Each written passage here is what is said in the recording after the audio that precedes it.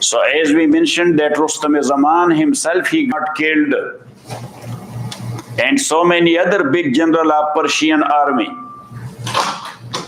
And the army, they started running away. Sa'd ibn Abi Waqqas radiyallahu ta'ala anhu, he followed them.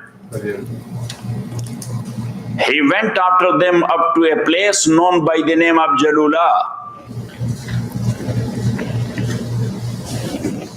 That's also in Iraq. Got it?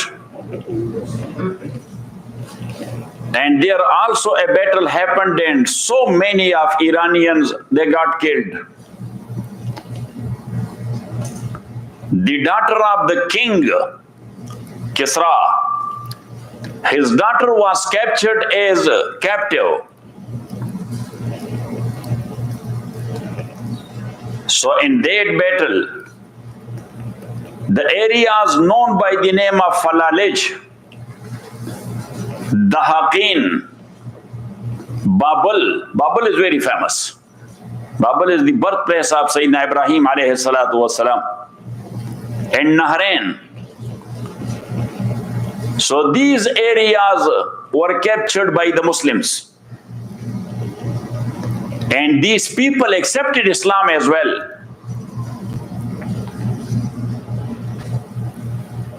Before that, these areas used to pay jizya to Islamic Khulafat. But look at me. Look, I was writing in one fiqh book that is in me. What? A non-Muslim citizen of Islamic State who is paying jizya to the state. Got it? But their protection could be dropped if they refused to pay the jizya, the tax, or they did something wrong. So jizya would be, Jumhur says yes, because they are bound to follow the laws. Now when they refused, so their protection is gone, they must be killed. Imam Abu Hanifa said, what are you talking about? He said they have committed crime. They have what? The utmost highest crime is kufr. Along with kufr, we have accepted them as our citizen. So the lowest crime, now we are going to kill them? Yeah, Baba is Baba.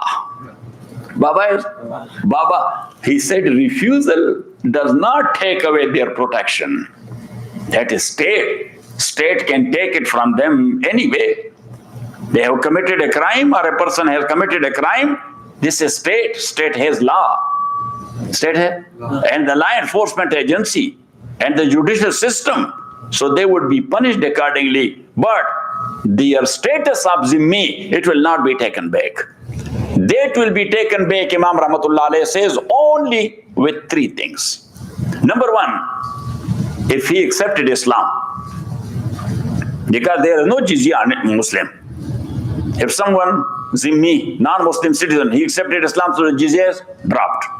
Got it? Number two, if he left the Islamic State and went to a non-Islamic state and got settled there, so it means that he left his citizenship. He has. So his jizya is dropped. And number three, if altogether they stood up against the Islamic State in an area, they stood up against the Islamic State in an area and they controlled that area and launched a fight against Islamic State, so then their jizya is dropped. Because now they have to be killed. Now they have to say, to be. So now killing and jizya cannot get together. Because jizya is a compensation for killing. That when you are paying jizya, you are safe. So now you are going to kill them. So why you are taking jizya from them? So Imam Rahmatullah Alayhi says only these are the three ways. When I am studying this, Baba, so I say that we should bring him back. to be a professor there in Boston Law College to teach people that how the law works. What do you think, Ziaur Rahman, about your Baba? But he was 300 years ago. Huh? He was available 300 years ago. Not 300, so 1400 years ago. So anyhow, so these areas, they accepted Islam. So as Imam Abu Hanifa said, jizya is dropped. And this happened in year number 16 after Hijrah. Now Sa'd ibn Abi Waqqas radiyallahu ta'ala wrote a letter to Khalifa, to Amir al-Mumineen Sayyidina Umar radiyallahu anhu.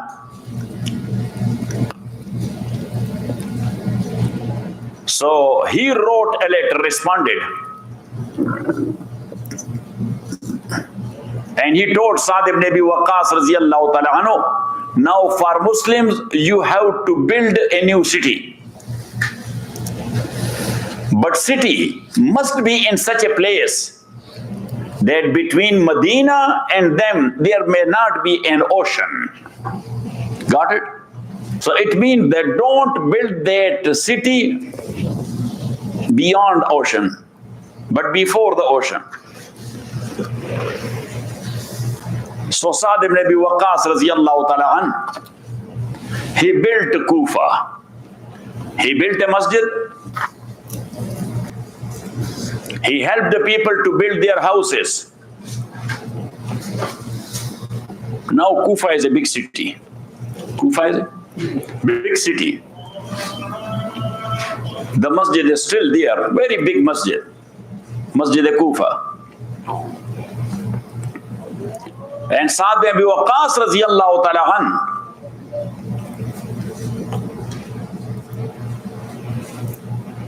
he also built up Darul Imara, governor house.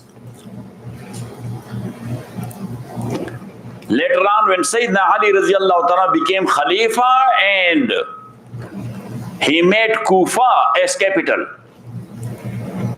so that Darul Imara became Darul Khulafa. Darul Khulafa means Khalifa house.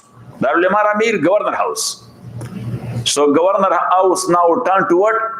To Khalifa house. And that masjid, Sayyidina Ali radiyallahu ta'ala anhu, he used to lead prayer there. So masjid is still there. The house of Sayyidina Ali is still there. But Darul Imara, where the walls, I remember, 6 and 7 feet wide walls made of stones. Yeah, big area. The walls, because now the building is not there, but the walls are there. 6, 7 feet wide. Got it in a very big area. So still I recall my mind. So for example, there beyond this, our shopping mall, beyond that, that is Darul Imara. This is the masjid. This is the mihrab. To this side, there is a small door. Like one man can go and out and in. From mihrab and into mihrab. So there is a small walking way, cemented, like 3 feet wide. So walk, and that is little bit elevating like this. So there is the house of Ali, radiyallahu ta'ala anhu. Got it? A small house, yes. So there are 4 rooms. 4 rooms. The doors are not there. They used to use the curtain. That was Khalifa's house. There's no doors, using the curtains. But the door is arch type. Got it? And one room, inside the room, there is a well, water well, for their use. I drank water there from. So Sayyidina Ali radiyallahu ta'ala, he used to come out of his house, straight in mihrab he was entering. Allahu Akbar, Allahu Akbar, Allahu Akbar, Allahu Akbar, Shadu Allah ilaha illallah, Shadu Allah ilaha illallah. Muazzin, he started Iqamah, and Sayyidina Ali he led the prayer. Then he was sitting there. And then when he was leaving, so from that door, so going straight to his house. So Darul Imara, that was a big building. Sayyidina Ali was not living there. Got it? He was living there in his house. So anyhow, Sa'd ibn Abi Waqqas radiyallahu ta'ala anhu, he built up this new city. And then as Sayyidina Umar ordered him to proceed towards the Madayan.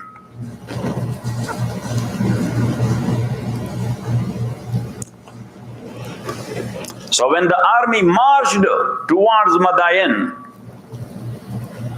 so as 30,000 army of Persian, they put them on run. So when the people of Madain came to know that, oh my God, they are coming here, how can we stop them? So they said the only thing is to break the bridge. To break the bridge. So over river Tigris, Tigris, Dijla, there was a wooden bridge. So they broke it. So now how they will cross over the river to go to Madayan? So when the army arrived on the shore of Tigris river, and that was rainy season, so the Tigris, yes, still that is 30 feet deep, even though so many canals are going out. At that time, no canal was going out, so how deep it was at that time. So when they arrived there, so Sayyidina Sa'd ibn Abi Waqqas radiyallahu ta'ala anhu, he controlled his horse. His horse was shining white, that's why he was called Balqa.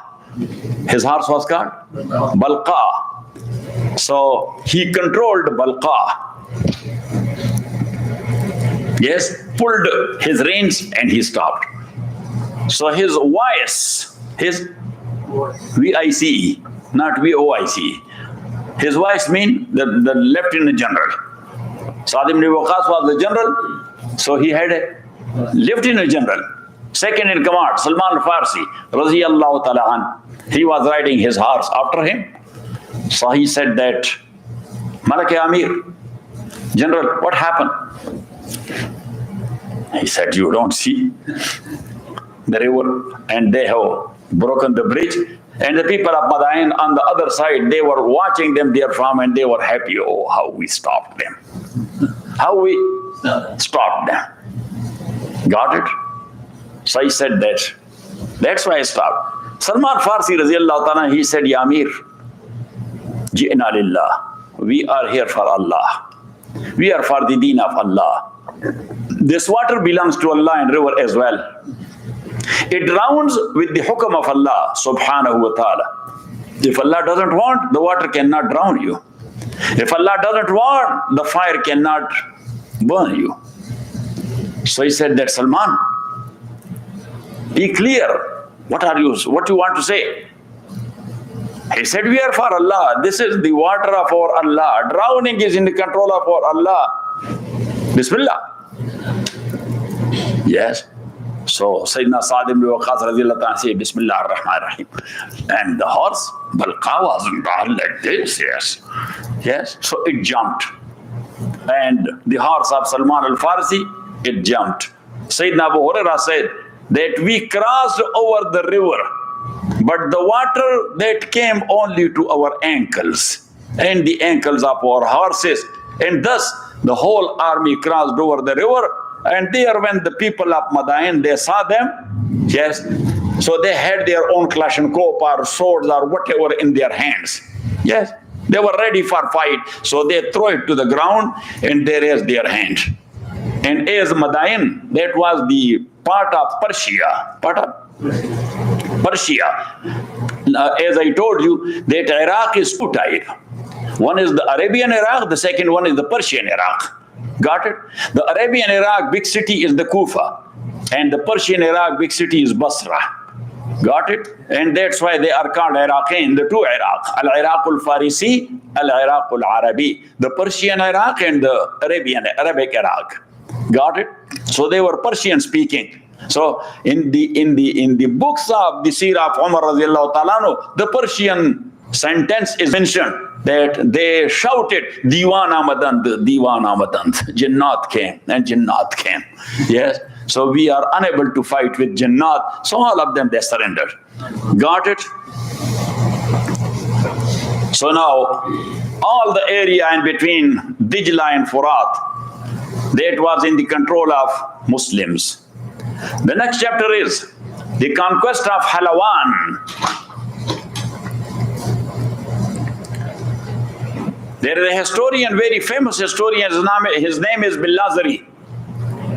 So Billazari has written that Sayyidina Sa'ad raziyallahu ta'ala, he gave an army of 3,000 to Jarir ibn Abdullah Bajali raziyallahu ta'ala an. Jarir ibn Abdullah al-Bajali. Yes, so one student, Mawli Yusuf. Yes. One student, because in a hadith, قال حدثنا جرير بن عبد الله البجلي, or عن جرير بن عبد الله البجلي. Yes, so in our time, we were there so at night, we used to study, and the one who was to recite and to narrate the book, so at night he was making the ibara.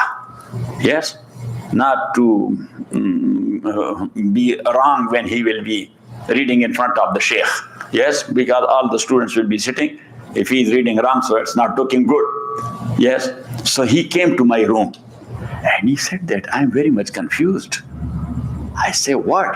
I say, how can, at that time, because the barq, what? The barq or the electricity, yes, in our Urdu language and in our Pashto, we call it bijli. We call it what?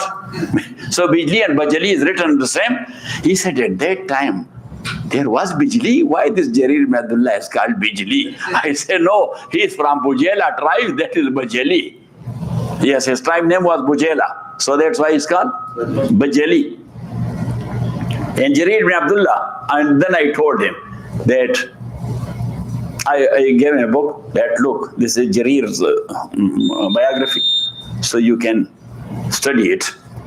He had some connection with Bijli, because it is narrated that Jarir ibn Abdullah al-Bajali, raziyallahu, he was such a handsome man that his face was shining.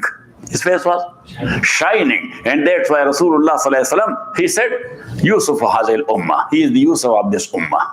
He is what? The Yusuf of this ummah. So anyhow, Bilazari says that Jarir ibn Abdullah Bajali raziyallahu ta'ala an, he was sent by Sa'd ibn Abi Waqqas with 3,000 army to Halawan. But when they arrived there, so as the rules are there, first present to them Islam. If they will accept, fight is gone. If not, then the zimma, the tax. If they accept, fight is gone. If not, then go ahead in the name of Allah. So they surrendered to zimma. And the governor of that area, Yazdagard, in Persian, Yazdagard, but if you will study in Arabic, so they say Yazdajard. Yes, because they changed the gab to what? To jim. So Yazdagard, he ran away to Isfahan. This happened in 19 years after Hijrah, 19th.